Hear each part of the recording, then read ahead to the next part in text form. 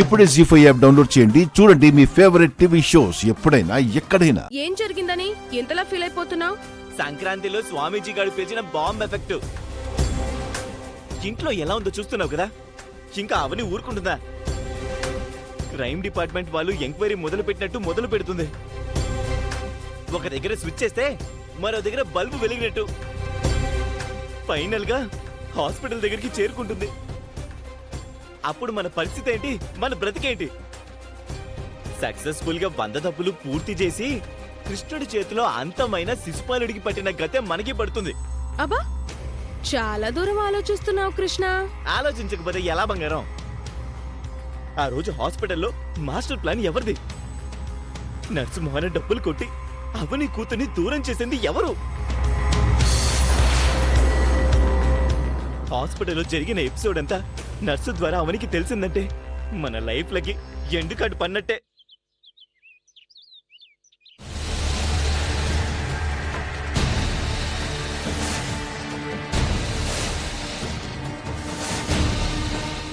మన లైఫ్లకి అంతకంటే పెద్ద రిస్క్ ఏముంటుంది?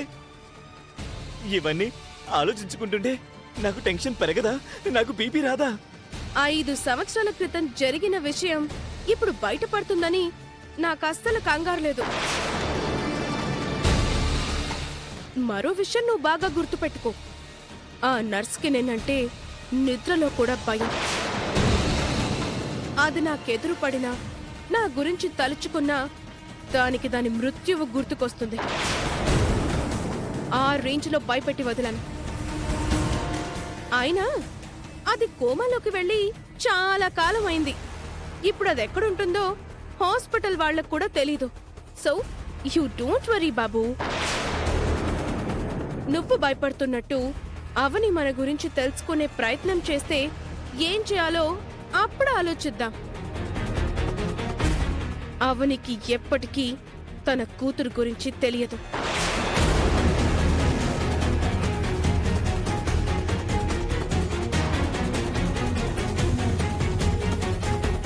కూతురు గురించి తెలిసే పరిస్థితిని నేను రానివ్వను.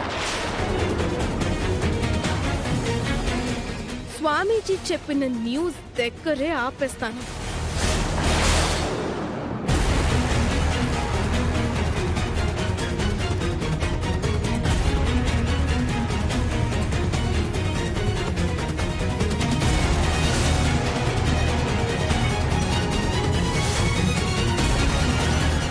చెప్తా నీ సంగతి.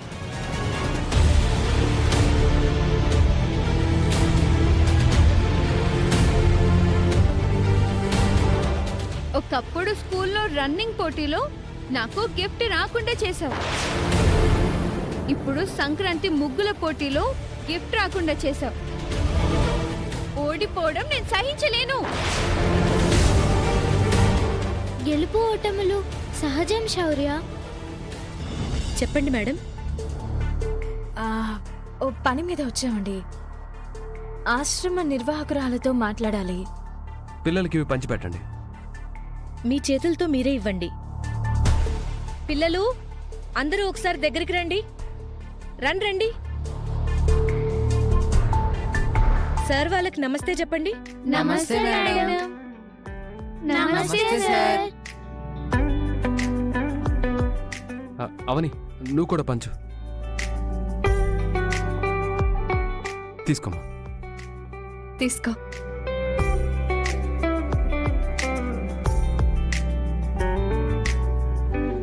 Thank you sir. Thank you madam. It's okay. అందరూ వెళ్ళి తినండి. వెళ్ళండి, తినండి. అక్కడ కూర్చొని తినండి.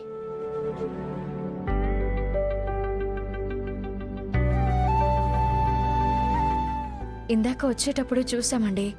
ఒక అబ్బాయి తన బట్టల్ని తానే ఉతుక్కుంటున్నాడు. ఒక పాపకి కాలికి దెబ్బ తగిలినట్టుంది. ఈ వయసులో వాళ్ళకి కష్టాలేంటండి? ఏం చేయమంటారు మేడం? డబ్బున్న వాళ్ళు అనవసరమైన జల్సాలకి విపరీతంగా ఖర్చు పెడతారు. కానీ ఇలాంటి పిల్లల్ని ఆదుకోవడానికి ఎవరూ ముందుకు రారు. అనాథ పిల్లలు ఎక్కువైపోతున్నారు. ఆశ్రమాలు ఎక్కువైపోతున్నాయి. ఫండ్స్ మాత్రం ఎక్కడ్నుంచి రావట్లేదు. చాలా ఇబ్బంది అవుతుందండి. ఆడపిల్లలు భారమని కొందరు రోడ్డు మీద చెత్త కుప్పల దగ్గర వదిలి వెళ్ళిపోతారు. కొందరు పిల్లల్ని ఎత్తుకుపోయేవారు ఎక్కడో వదిలేస్తారు. మరికొందరు తల్లిదండ్రులు చనిపోయి అనాథలుగా మారతారు. అందరూ ఇలాంటి గూటికి చేరతారు. మా వార్డెన్ గారిని పిలుచుకుని వస్తాను.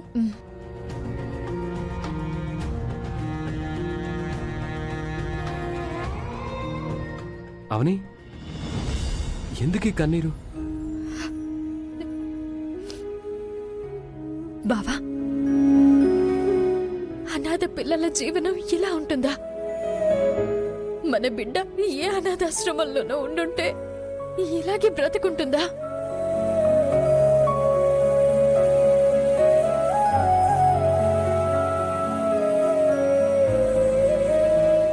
అమ్మా నాన్న అని ఎన్నిసార్లు కలవరించుంటుందో కదా. నిద్ర నుంచి లేచి ఎన్నిసార్లు మనల్ని గుర్తు చేసుకుని ఉంటుందో కదా. అర్ధాకలితో ఉండి మా అమ్మా నాన్నలు ఉండుంటే నా పరిస్థితి ఇలా ఉండేది కాదు కదా అని ఎన్నిసార్లు బాధపడి ఉంటుందో కదా. మన బిడ్డ మనకి దొరికిన వెంటనే ఆ బాధనంతా మరిపించేద్దాం. మనకంతా మంచి జరుగుతుందవని. సార్, మా వార్డెన్ గారండి. నమస్తే అండి. నమస్తే అండి. చెప్పండి సార్. 6 సంవత్సరాల ముందు మాకు పుట్టిన మా బిడ్డ హాస్పిటల్ నుంచి మిస్ అయిందండి. ఏప్రిల్ 19, 2019న మాకు ఆడపిల్ల పుట్టింది. ఆ రోజే మిస్ అయింది. ఆ డేట్లో మీ ఆశ్రమంకు ఎవరైనా ఆడపిల్లని తీసుకొచ్చి అప్పగించారేమోనని ఒకసారి మీ రికార్డ్ చెక్ చేసి చెప్తారా? మా దగ్గర అప్పుడే పుట్టిన పిల్లలు కానీ నెలల బేబీలు కానీ ఇప్పటి వరకు రాలేదండి. కొంచెం పెద్దవారుగా ఉన్నప్పుడే వచ్చారు. మీరు చెప్పినట్టు అలాంటి బేబీ ఎవరూ రాలేదు. వేరే ఆశ్రమాల్లో ట్రై చేయండి. బావా, ఆశ్రమం వాళ్ళకి అమౌంట్ ఇవ్వు బావా.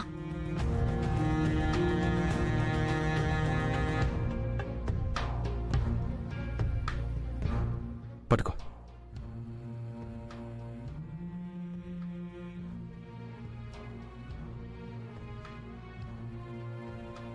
అవుని, నీ చేత్తోనే ఇచ్చే. పెన్నివ్వు. ఆశ్రమం మెయింటెనెన్స్ కి ఉంచండి. Thank you madam. పిల్లలకి మంచి భోజనం పెట్టండి, మంచి వసతులు కల్పించండి, అనారోగ్యాలు రాకుండా చూసుకోండి. సరే మేడం. ఇక మేము బయలుదేరుతామండి. జీ5 యాప్ డౌన్లోడ్ చేసి అన్ని ఎపిసోడ్స్ పూర్తి ఉచితంగా చూడండి.